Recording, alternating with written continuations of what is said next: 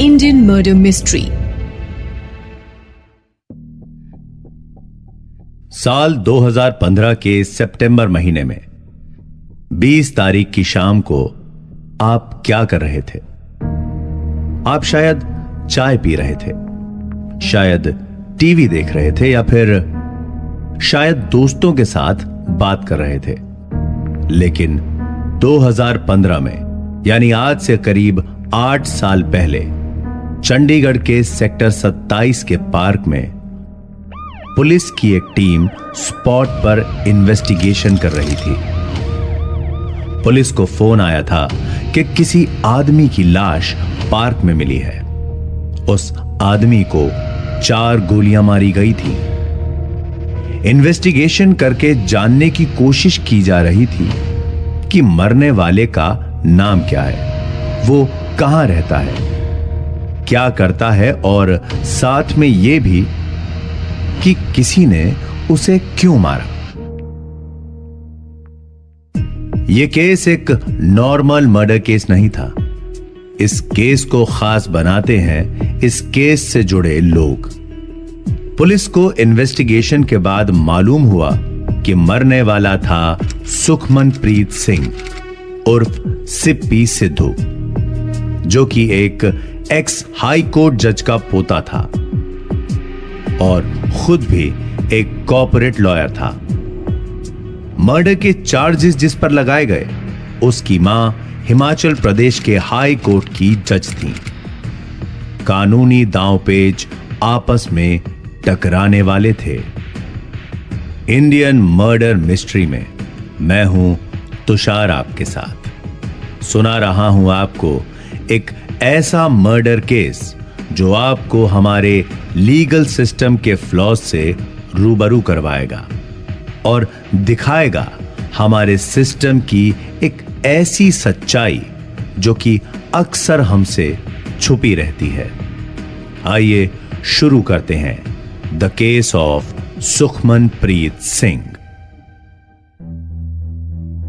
चंडीगढ़ का रहने वाला सुखमनप्रीत सिंह उर्फ सिप्पी सिद्धू एक कॉर्पोरेट लॉयर होने के साथ साथ एक ब्रिलियंट शूटर भी था। साल 2001 में सिप्पी सिद्धू ने पंजाब नेशनल गेम्स में शूटिंग इवेंट में टीम गोल्ड जीता था। इस टीम में सिद्धू के साथ साथ Olympic gold medallist Abhinav Bindra भी शामिल थे। पंजाब को रिप्रेजेंट करते हुए सिद्धू ने शूटिंग सर्किट में कई मेडल्स जीते और अपने 15 साल के शूटिंग करियर की बदौलत सिप्पी सिद्धू को Paralympic sports committee of India का जॉइंट सेक्रेटरी भी बनाया गया था।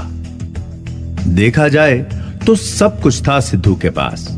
अच्छा घर, अच्छी जिंदगी और यकीनन अच्छा खासा पैसा भी। बताया जाता है कि सिप्पी 18 सितंबर को कनाडा से इंडिया लौटा था।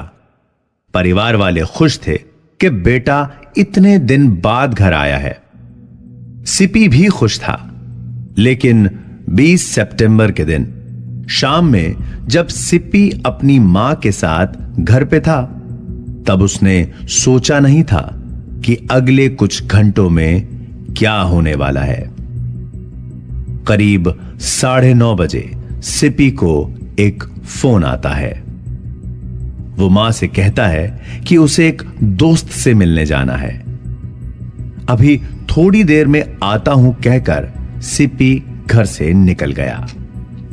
9:30 बजे के करीब सिप्पी घर से निकला था, लेकिन उसे गए 2 घंटे बीत जाते हैं। मां घर में बैठी परेशान हो रही थी। इधर उधर फोन लगाए जाते हैं, लेकिन किसी से कुछ मालूम नहीं चलता। सिप्पी कहकर गया था कि बस थोड़ी देर में वापस आ जाऊंगा, लेकिन सिप्पी वापस नहीं आता। लेकिन घर पर एक कॉल आता है। करीब आधी रात को घर का फोन बजता है। फोन के उस तरफ से आती आवाज चंडीगढ़ के सेक्टर 26 पुलिस स्टेशन के एसएचओ की थी। एसएचओ साहिबा कहती हैं कि आपके बेटे सिप्पी सिद्धू का एक्सीडेंट हुआ है, आप जितना जल्दी हो सके हॉस्पिटल पहुंच जाइए। फोन रखते ही बिना कोई वक्त गवाए घबराए हुए दोनों मां बाप अपने बेटे की सलामती की दुआएं मांगते हुए हॉस्पिटल पहुंचते हैं और वहां मालूम होता है कि सिप्पी सिद्धू का एक्सीडेंट नहीं हुआ, बल्कि किसी ने उनके बेटे को 4 गोलियां मार के उसका मर्डर कर दिया था।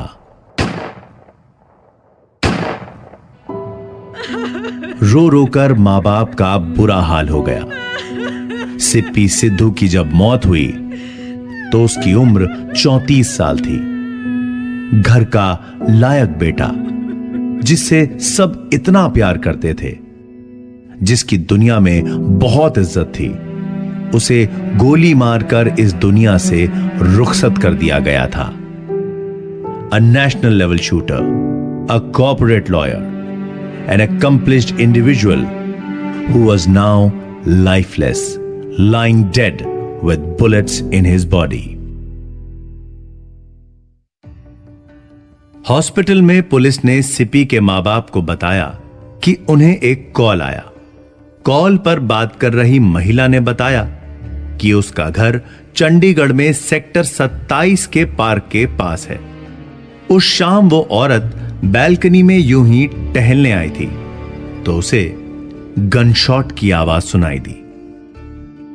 पहले एक गनशॉट, फिर दूसरा, तीसरा, चौथा। 4 राउंड गनफायर किए गए। पार्क में अंधेरा था, उसे ठीक से दिखाई नहीं दिया, लेकिन वो महिला इस बात को यकीन से कह रही थी कि एक लड़की थी जो गोली चलने के बाद एक आदमी के साथ वहां से भागी, पार्क से निकलकर गाड़ी में बैठी और तेजी से वहां से चली गई। औरत ने इतना जरूर देखा कि लड़की ने पोनी टेल बांधी हुई थी, लेकिन शक्ल देख पाना उसके लिए मुमकिन नहीं हुआ। इंफॉर्मेशन मिलते ही पुलिस की टीम मौकाए वारदात पर पहुंची, लेकिन सिप्पी सिद्धू की मौत हो चुकी थी। पुलिस की बातें सुनते हुए मां बाप को शायद याद आ रहा था अपना बेटा, जिसकी मौत के बारे में वो पुलिस से सुन रहे थे। जब आपको अपने किसी करीबी दोस्त या अपने साथ घर में रह रहे किसी सदस्य के बारे में कोई खाकी वर्दी वाले ऑफिसर से पता चलता है तो यह मंजर कभी कभी बर्दाश्त के बाहर हो जाता है। सिप्पी सिद्धू के मां बाप का हाल भी ऐसा ही था। मीडिया में यह न्यूज पाथ ब्रेकर बन जाती है। अगली सुबह अखबारों और न्यूज चैनल्स पर खबरें दिखाई दे रही थीं। रिटायर्ड जज Punjab and Haryana high court के पोते का मर्डर हो गया। उस शख्स का मर्डर हो गया जो कि additional advocate general of court का बेटा था। सिप्पी के साथ जुड़ा था उसके खानदान का नाम, और यह नाम कोर्ट रूम्स में सुने जाना आम बात थी। लेकिन 21 सितंबर 2015 को यह नाम सुनाई और दिखाई दे रहा था न्यूज बुलेटिन्स में। पुलिस अचानक प्रेशर महसूस कर रही थी।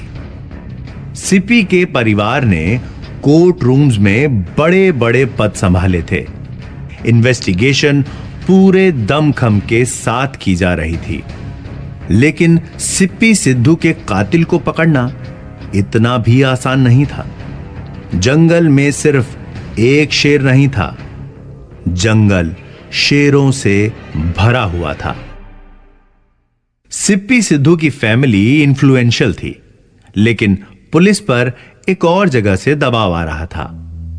सिप्पी सिद्धू की मां ने एक इंटरव्यू में बताया कि उन्हें कुछ पुलिस वालों ने खुद यह बात कही थी कि उनके हाथ में कुछ भी नहीं है उनके हाथ बंधे हुए हैं और वो इस केस को अंजाम तक नहीं पहुंचा पाएंगे। सिप्पी सिद्धू के मां बाप ने पंजाब गवर्नमेंट का दरवाजा खटखटाया, क्योंकि 6 महीने बीत चुके थे और सबूत जुटाने के बाद और कई लोगों से बयान लेकर भी पुलिस की इन्वेस्टिगेशन 1 इंच भी आगे नहीं बढ़ी थी। पंजाब सरकार से मांग की गई कि यह केस सीबीआई को सौंप दिया जाए।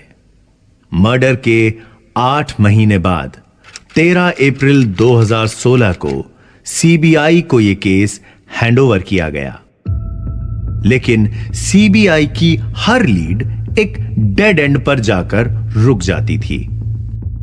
इन्वेस्टिगेशन को 1 साल और बीत जाता है। साल 2017 में सीबीआई की तरफ से एक दिलचस्प तरीका देखने को मिलता है। क्राइम ब्यूरो ऑफ इन्वेस्टिगेशन की स्पेशल क्राइम ब्रांच ने अखबार में एक एड निकाला। Sukhmanpreet Singh Sidhu alias Sippy, son of Inderpal Singh Sidhu, resident of 891 phase 3 B2 SAS नगर मोहाली, जिसकी सेक्टर 27 चंडीगढ़ के पार्क में गोली मार के हत्या कर दी गई थी, उसके केस के बारे में खबर देने वाले को 5 लाख का इनाम दिया जाएगा। एड में यह भी लिखा गया कि यह मौका उस लड़की को भी दिया जा रहा है जो उस रात मौकाए वारदात से भागी थी। उसमें यह भी लिखा गया कि इस लड़की के लिए यह आखिरी मौका है। अगर वो सामने आकर अपने बारे में बताती है तो ठीक, वरना अगर बाद में पुलिस ने उसे आइडेंटिफाई करके अरेस्ट किया तो उस लड़की को इस मर्डर में दोषी माना जाएगा। इस नोटिफिकेशन को पब्लिश करने वाले ऑफिसर्स के नाम थे Shri M.K. Puri, deputy superintendent of police, और doctor Amandeep Singh, superintendent of police. लेकिन इस एड का भी कोई फायदा नहीं होता। सीबीआई ने हार नहीं मानी। मौकाए वारदात से फरार हुई उस लड़की को हाईलाइट करते हुए और अपनी वार्निंग को दोहराते हुए सीबीआई एक बार फिर से एड निकालती है। एड में फिर मेंशन किया जाता है, अगर वो लड़की अपने आप पुलिस के सामने नहीं आई तो उसे दोषी करार कर दिया जाएगा और केस से जुड़ी कोई भी वाइटल इंफॉर्मेशन देने वाले को इनाम राशि में 10 लाख रुपए मिलेंगे। इस नोटिफिकेशन में नाम थे R.L. Yadav, deputy superintendent of police, और doctor Navdeep Singh Brar, IPS, superintendent of police. इनाम राशि को डबल कर दिया गया था, लेकिन इस एड से भी कोई फायदा नहीं होता। केस की इन्वेस्टिगेशन करते करते 5 साल बीत गए। दिसंबर 2020 आ चुका था। देश और दुनिया कोरोना वायरस से लड़ रहे थे और सिप्पी सिद्धू के मां बाप अपने बेटे के लिए इंसाफ की लड़ाई। सीबीआई ने कोर्ट में जाकर कहा कि वो अनट्रेस रिपोर्ट फाइल करना चाहते हैं। इस रिपोर्ट के मायने ये थे कि सीबीआई ने कई सालों तक जांच की है, अपनी तरफ से हर मुमकिन कोशिश की है, लेकिन सिप्पी सिद्धू के मर्डर के पीछे किसका हाथ है, ये उन्हें अब तक पता नहीं लग पाया है। कोर्ट के सामने जब यह रिपोर्ट फाइल की गई तो कोर्ट ने इसे रिजेक्ट कर दिया और साथ ही सीबीआई को लताड़ा कि वो अनट्रेस कहकर इस केस से अपना पल्ला नहीं झाड़ सकते। समझ में यह नहीं आ रहा था कि केस इतना पेचीदा था या फिर इसे पेचीदा बनाया जा रहा था।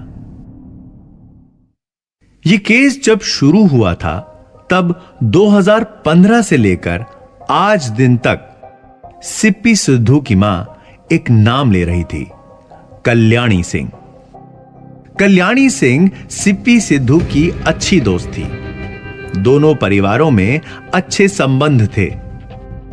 लेकिन साथ ही एक और खास बात थी। कल्याणी सिंह की मां chief justice of Himachal Pradesh high court के पद पर नियुक्त थीं। ऐसी पावर और ऐसी इन्फ्लुएंस जो किसी भी केस में बेबाकी से फैसला सुना सकती थी, या कहें कि फैसला रोक भी सकती थी। यह टकराव था दो परिवारों के बीच, जिसमें सिस्टम के अंदर रहकर सिस्टम का गलत इस्तेमाल करने वाले लोग शामिल थे। सीबीआई की इन्वेस्टिगेशन, लीगल कॉम्प्लिकेशंस और मिसयूज ऑफ पावर की यह कहानी सुनाऊंगा आपको अगले एपिसोड में। Catch you in the next episode of Indian murder mystery.